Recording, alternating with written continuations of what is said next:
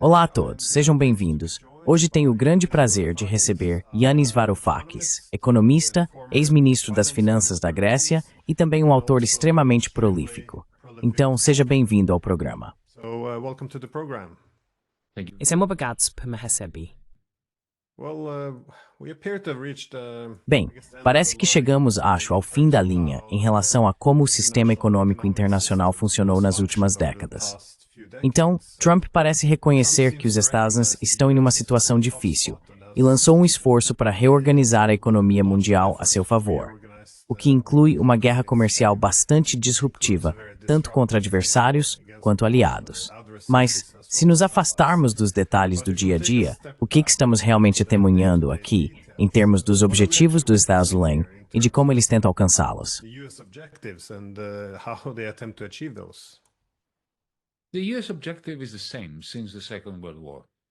O objetivo dos estadunidenses tem sido o mesmo desde a Segunda Guerra Mundial, e provavelmente esse objetivo é a Alemanha.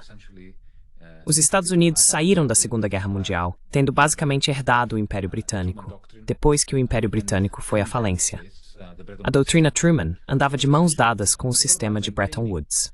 Então, essencialmente, tudo girava em torno de manter a produção muito intensa da indústria americana após 1945.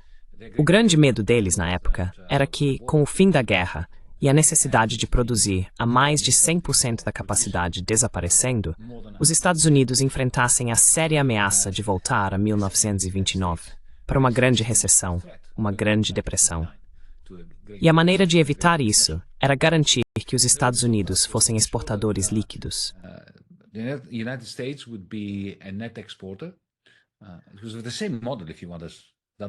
Era o mesmo modelo, se preferir, do que o da China hoje. Mas eles eram suficientemente sutis e inteligentes para entender que não se pode manter exportações líquidas para sempre, a menos que se transfira parte dos seus superávites para as regiões deficitárias do seu sistema econômico global, a fim de manter a demanda por suas exportações líquidas. Assim, Europa e Japão foram dolarizados, seja pelo Plano Marshall, por créditos ou empréstimos, privados ou públicos, não importava. Quero dizer, uma grande parte dos superávites americanos estava sendo enviada para a Europa e para a Ásia para que pudessem manter as exportações líquidas dos Estados Unidos. Esse era o sistema de Bretton Woods. Esse sistema estava fadado a morrer assim que os Estados Unidos deixassem de ter o superávit.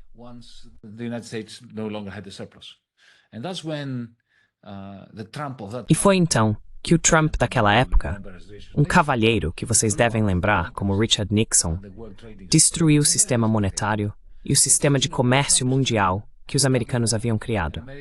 Então o que Trump está fazendo já foi feito antes. Um presidente americano já destruiu o sistema financeiro e comercial global, projetado e construído pelos próprios americanos.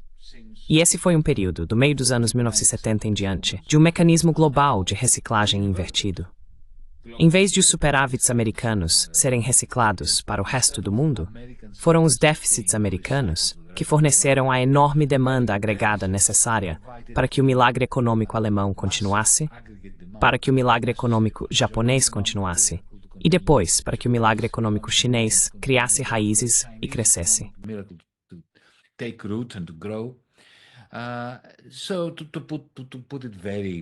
Então, para colocar de forma bem vulgar, mas acredito que de uma maneira que não é enganosa, essencialmente a economia americana estava gerando demanda agregada para os exportadores alemães, japoneses e chineses. Eles eram pagos em promissórias chamadas dólares, e esses dólares voltavam para os Estados Unidos através de Wall Street para financiar o governo americano, a Bolsa de Valores americana e o mercado imobiliário americano. Essa era a situação. E claro, esse tsunami de capital que estava indo para Wall Street exigiu a desregulamentação de Wall Street. Os banqueiros enlouqueceram.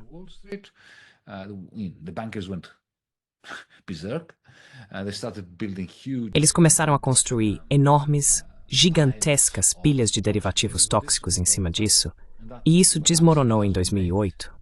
Todo esse sistema entrou em uma crise muito séria. Esse sistema de reciclagem muito estranho. E você sabe, a combinação de socialismo para os banqueiros, isso é o afrouxamento quantitativo, impressão de dinheiro para os banqueiros, e austeridade para quase todo o resto, a grande maioria, criou um colapso muito significativo no investimento nos Estados Unidos e na Europa.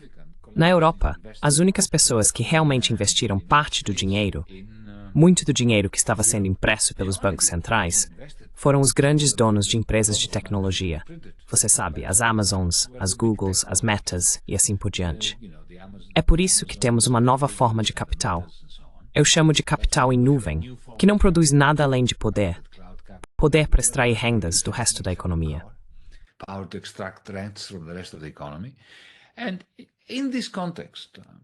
E nesse contexto, com os Estados Unidos sendo ativamente dizimados em termos do processo de desindustrialização, a classe rentista americana estava se saindo muito bem. Pessoas que viviam dos mercados financeiros e do setor imobiliário prosperaram com toda essa reciclagem do dinheiro ou dos lucros de outras pessoas que o déficit comercial dos Estados Unidos mantinha. Mas, se você era um trabalhador da construção civil ou da indústria, um operário no meio oeste, você foi dizimado. E então o Trump aparece e diz, bem, isso não pode continuar. Nós exageramos, e eu vou tornar a América grande novamente. Em outras palavras, vou reequilibrar a relação desproporcional entre o mundo do dólar e a capacidade de manufatura americana, que se tornou totalmente desproporcional, para colocar de outra forma.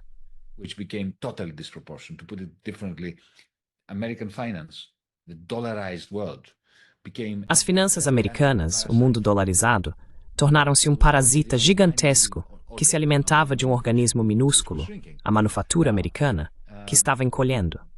Agora, isso não significa que o que Trump está prometendo, ele vai conseguir realizar. Não significa que só porque Nixon teve sucesso com seu choque, Trump também terá sucesso com o dele. Não significa que haverá continuidade, porque não é apenas uma questão do que Trump faz para que esse projeto funcione. A próxima administração, e a seguinte, também terão que participar. Nixon não fez isso sozinho. Carter, Reagan e depois Bush continuaram essa política. Então estamos vivendo tempos muito interessantes.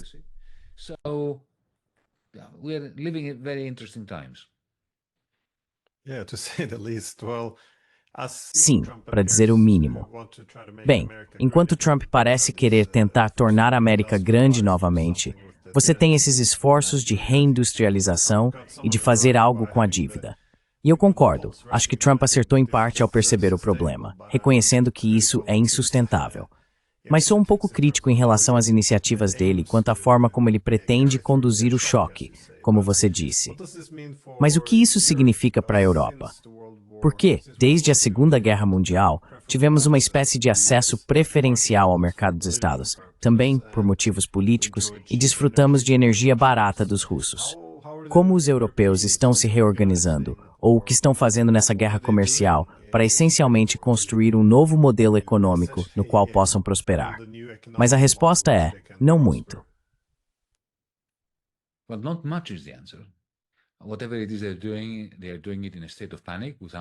Seja lá o que eles estejam fazendo, estão fazendo em estado de pânico, sem nenhum planejamento.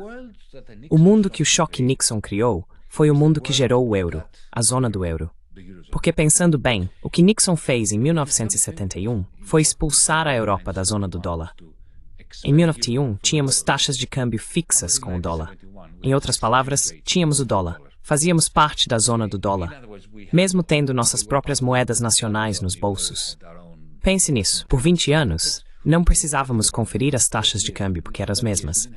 As taxas de juros eram mais ou menos o quê? Entre 4 e 5, constantes. Interest rates were more or less between 4 and 5% constant. It was a magnificently boring world. Era um mundo magnificamente entediante. Foi o mundo no qual a máquina de manufatura alemã se tornou tão substancialmente bem-sucedida. E você sabe, o que os americanos fizeram em 1971 foi nos expulsar. Eles nos jogaram efetivamente aos lobos. Lembre-se do secretário do Tesouro dos Estados Unidos que visitou a Europa em nome de Richard Nixon em 1971. John Connally, que andava dizendo, não me importo com o seu problema, amigo. O dólar é a nossa moeda, mas é o seu problema. E em um estado de completo pânico nos anos 70, os europeus começaram a tentar criar seu próprio sistema de Bretton Woods. seu próprio regime de câmbio fixo.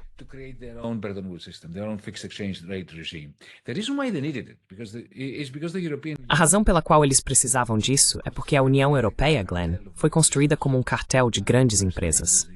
Quero dizer, o primeiro nome era Comunidade Europeia do Carvão e do Aço. Então era como o que a OPEP faz com o petróleo. Eles queriam fazer isso com o carvão e o aço. É para limitar a concorrência, ter preços estáveis, preços acordados, preços de cartel.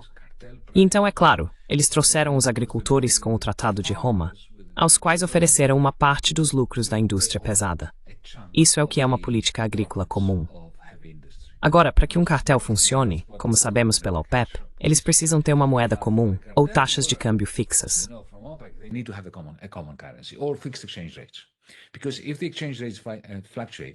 Porque se as taxas de câmbio flutuam, é realmente muito difícil manter a colusão.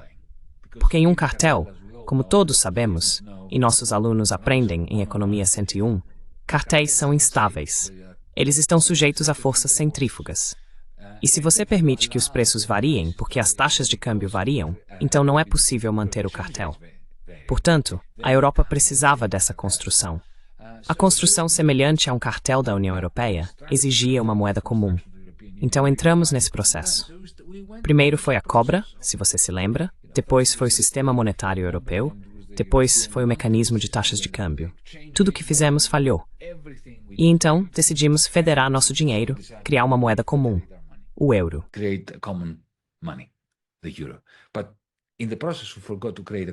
Mas nesse processo, esquecemos de criar um tesouro comum.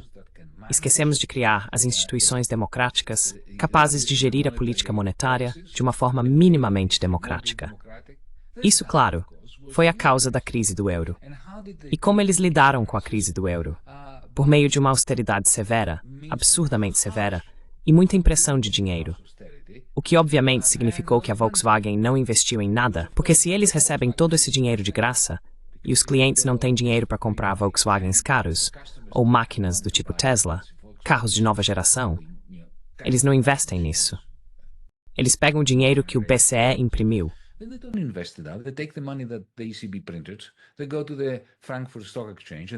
Eles vão até a Bolsa de Valores de Frankfurt e recompram suas próprias ações. O preço das ações sobe. Os diretores da Volkswagen ganham uma fortuna porque seus salários estão atrelados ao preço das ações. E por 15 anos, não tivemos investimento. Enquanto isso, a política se torna tóxica, porque quando você aplica austeridade ao povo alemão, ao povo francês, ao povo grego e assim por diante, agora todo mundo odeia todo mundo. Você vai até os europeus, até mesmo os europeus progressistas, e diz para eles, que tal nos federarmos agora? Eles respondem, vá embora, só vá embora, não me fale sobre isso. Essas são pessoas que queriam uma federação europeia algum tempo atrás. Então, a política se tornou tóxica. Não há coordenação, não temos liderança.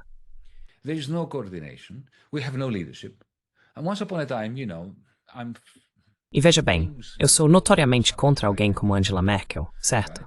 Mas pelo menos ela era uma líder. Pelo menos ela tinha capital político.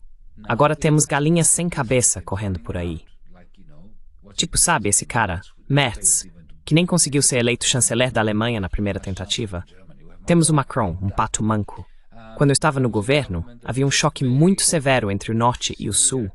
Agora temos um choque ainda pior entre o leste e o oeste. Por que estou te contando tudo isso?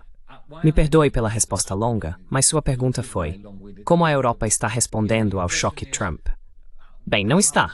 Porque para responder, é preciso ter um centro de tomada de decisão política coerente. E nós não temos.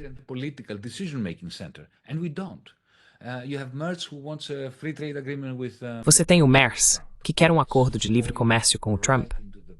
Isso é cair exatamente na armadilha que Donald Trump está armando.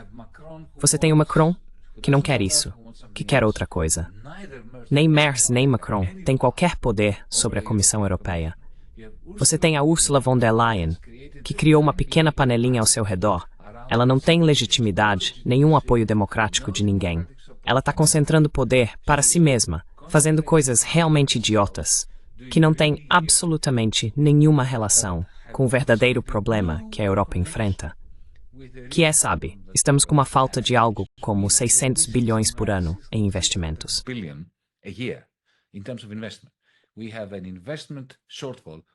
Temos um déficit de investimento de 600 bilhões por ano e ninguém está falando sobre isso. E quando falam, sabe, eu não tenho muito cabelo, mas o pouco que tenho, eu arranco, porque estão falando de motores militares. Vão comprar tanques e torpedos. E eu não sei que outras ideias idiotas eles têm sobre o que vão adquirir. Isso não vai gerar crescimento. Vai aumentar o preço das ações da Rheinmetall, da Alstom e de outras, mas não vai ter nenhum impacto macroeconômico significativo para a Europa. Então a resposta curta para sua pergunta é que a Europa está ficando para trás.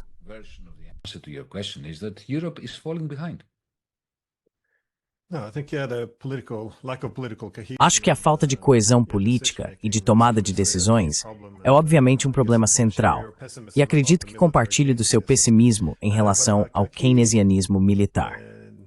Mas um componente fundamental a ser abordado nesse atual reajuste ou choque na economia internacional também seria a mudança de indústrias, já que agora vemos o que muitos chamam de quarta revolução industrial. Isso é algo sobre o qual você fala com frequência. O fato de a Europa estar ficando para trás no setor de tecnologia, especialmente agora que tudo está se digitalizando. Vemos as tecnologias digitais cada vez mais se fundindo com ou transformando as indústrias físicas do mundo. Quais são os principais desafios para a Europa nesse sentido? Há algo novo surgindo ou ela está apenas se subordinando aos Estados Unidos? O que você enxerga nesse realinhamento?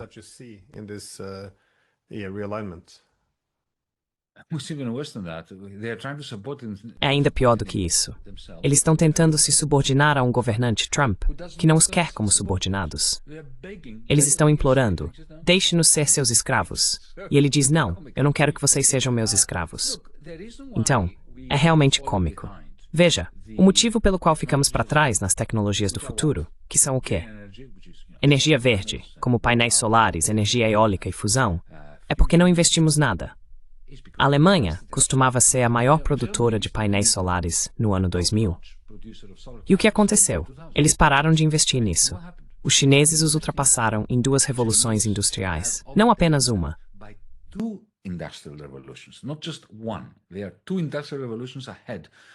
Eles estão 2 revoluções industriais à frente dos fabricantes europeus de painéis solares. E é parecido com os veículos elétricos. Essa idiotice de que os chineses estão despejando produtos baratos por causa dos subsídios do governo chinês, isso é tudo besteira. Eles simplesmente têm tecnologias que nós não temos na União Europeia. Por quê? Porque eles investiram. Nós passamos os últimos 20 anos sem investir.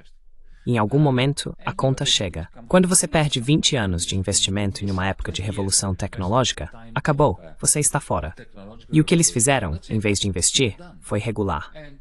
Na sua imensa insensatez, eles pensaram, bem, ok, não investimos, mas somos uma economia de 500 milhões de pessoas. O que é verdade.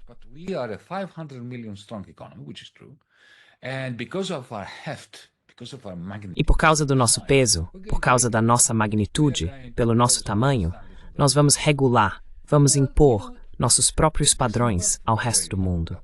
Bem, você sabe, essa política não funciona por muito tempo. Se você não tem nenhum capital em nuvem, como eu chamo o capital que vive na nuvem, então em algum momento, o capital em nuvem vai superar suas próprias regulações.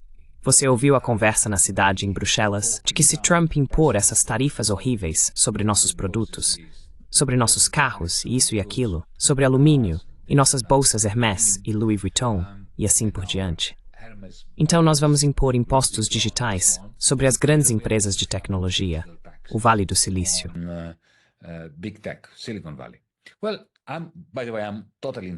Bem, aliás, sou totalmente a favor de impostos sobre as Big Techs.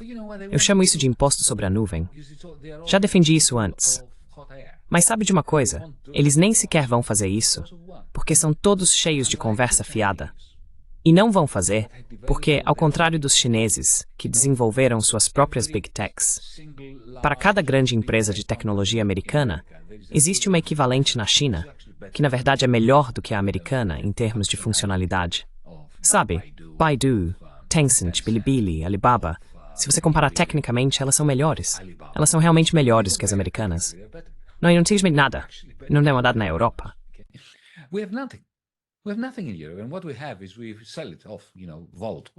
E o que acontece é que vendemos tudo.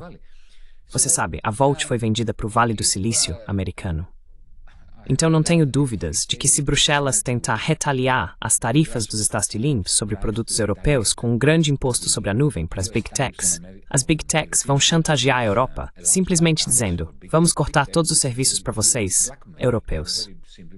E então, o que Ursula von der Leyen diria aos europeus? Vocês não têm acesso ao YouTube. Vocês não têm acesso ao X.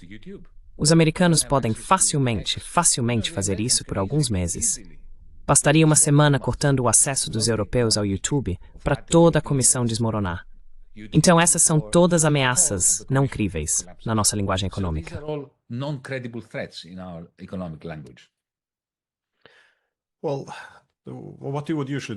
Bem, o que normalmente se faz para superar esses desafios, ou seja, a dependência excessiva de um único ator estrangeiro, é buscar uma maior autonomia estratégica. Eu diria soberania tecnológica, além de diversificar suas parcerias externas. Mas parece que os europeus estão se isolando de outros centros importantes, sendo a China um deles. Fiquei feliz que você mencionou a China, porque eles não estão fazendo isso. Eles estão desenvolvendo sua autonomia estratégica. Eles estão diversificando suas parcerias externas. Mas, nessa guerra econômica, porque os dois principais atores parecem ser obviamente os Estados Unidos e a China, quem detém a maioria das cartas aqui? Como você vê o desenrolar dessa guerra econômica? Por que os chineses não estão retaliando de forma mais contundente? Como você interpreta essa situação?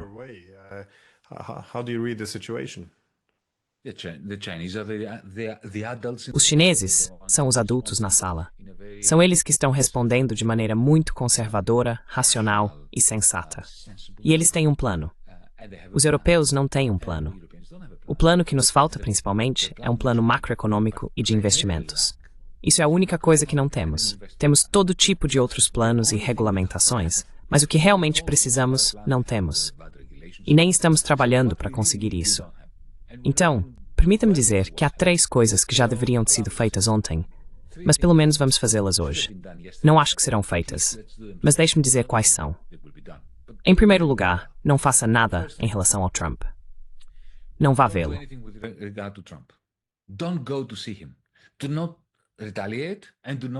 Não retalie e não vá implorar por um acordo comercial.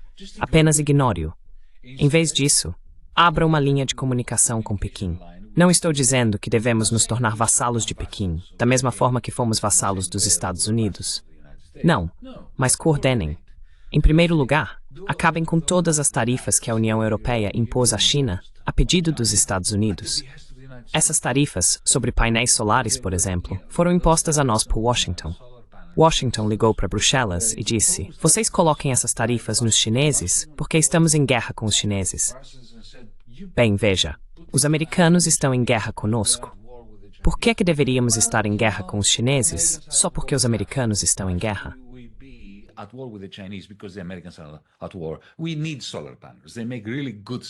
Precisamos de painéis solares. Eles fabricam painéis solares muito bons e muito baratos, certo? Então vamos realmente comprá-los, sem fazer com que nosso próprio povo na Europa pague uma fortuna por algo de que realmente precisamos, certo? Primeiro ponto. Acabar com as tarifas que foram impostas pela Europa em nome dos Estados Unidos. Em segundo lugar, coordenar entre o Banco Central Europeu e o Banco Central da China um programa de estímulo conjunto, porque tanto a China quanto a União Europeia precisam de um estímulo coordenado para enfrentar as ondas recessivas que estão vindo em nossa direção, como resultado do impacto das tarifas de Trump sobre o comércio mundial. Em terceiro lugar, encontrar formas de colaborar na produção conjunta.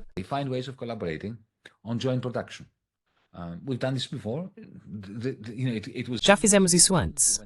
Foram a Siemens e a Alstom, que foram à China e ajudaram a construir ferrovias, que agora são muito melhores do que as nossas. Por que não temos o mesmo?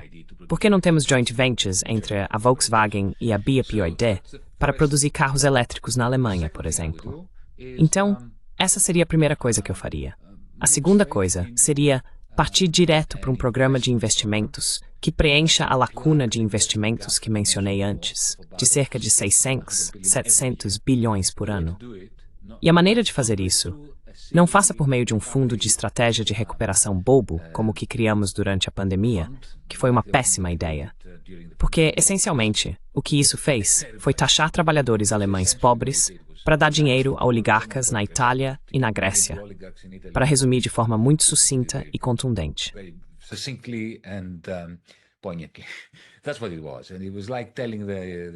Foi exatamente isso. E era como dizer ao povo alemão e ao povo holandês, nunca mais com esses gregos e italianos. Mas o que realmente precisamos é de um programa de investimento pan-europeu, que não financie governos, mas sim projetos específicos que sejam potencialmente lucrativos, onde quer que estejam, no sul da Europa, no norte da Europa, e assim por diante. E sabemos que precisamos de cerca de 600 a 700 bilhões para isso. Agora, não há tempo para discutir sobre eurobônus e um tesouro federal, porque, como eu disse antes, essa discussão foi envenenada há muito tempo. Mas temos o Banco Europeu de Investimento, que emite títulos.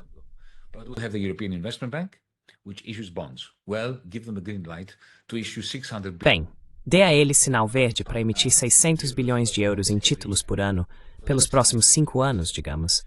E faça o Banco Central Europeu declarar que, se necessário, intervirá nos mercados secundários e os comprará. Isso significa que os títulos do BEI que estou propondo terão taxas de juros inferiores a 2%, talvez até menos de 1%, porque serão muito seguros com o BCE por trás deles. E você pega esses 600 ou 700 bilhões e os investe nas tecnologias que tanto nos faltam. E faz isso em nível pan-europeu. Você nem faz isso através dos governos. Faz por meio de um programa europeu de investimento, como o Plano Marshall foi um programa americano de investimento. Então essa seria a segunda coisa que eu faria. E a terceira coisa seria criar uma carteira digital no BCE para cada cidadão europeu.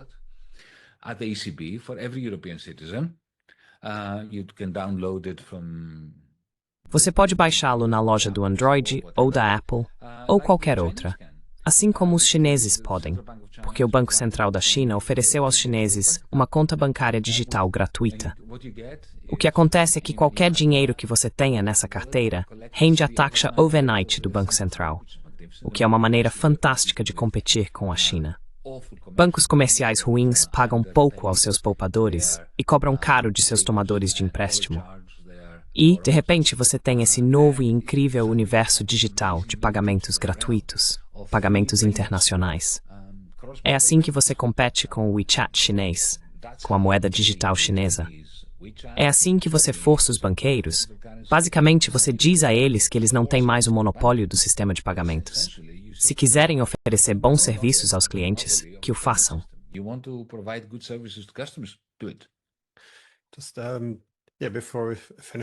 Antes de terminarmos, só uma última pergunta bem rápida. Por que então nós realmente não fazemos essas coisas?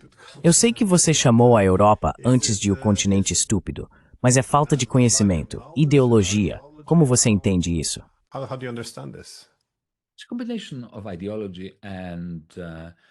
É uma combinação de ideologia e conveniência.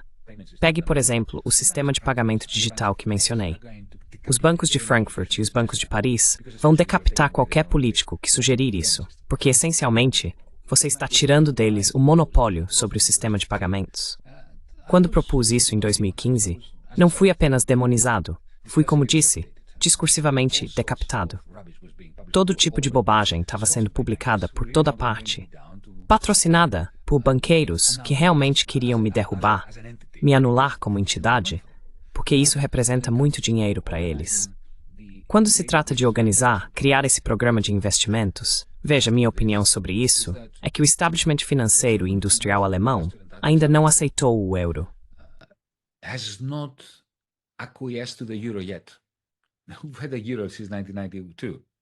Nós temos o euro desde 1992, quase isso, desde o Tratado de Maastricht, certo? Mas eles realmente não aceitaram. Eles aceitaram, mas querem manter o direito e a oportunidade de sair do euro. Esse é o establishment alemão. Eles nos permitiram usar o marco alemão na forma de euro, mas querem poder puxar o plug e sair. o que significa que eles não podem ter tanta dívida comum.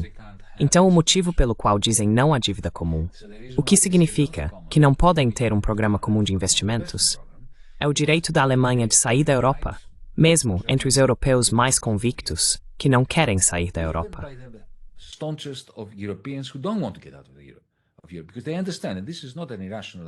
Porque eles entendem, e isso não é uma ideia irracional da parte deles, que a maneira de ter máxima influência dentro da Europa é ter uma estratégia de saída, enquanto italianos e franceses não têm, porque são países deficitários. É isso que lhes dá mais poder do que aos países deficitários. Mas, no momento em que você está preso a uma dívida comum, é o motivo pelo qual a Califórnia não pode sair da união do dólar. Porque é impossível saber qual parte da dívida soberana americana corresponde à Califórnia. Então é isso. Essa é a minha psicanálise das razões pelas quais eles não fazem aquilo que, no fundo, também sabem que precisa ser feito.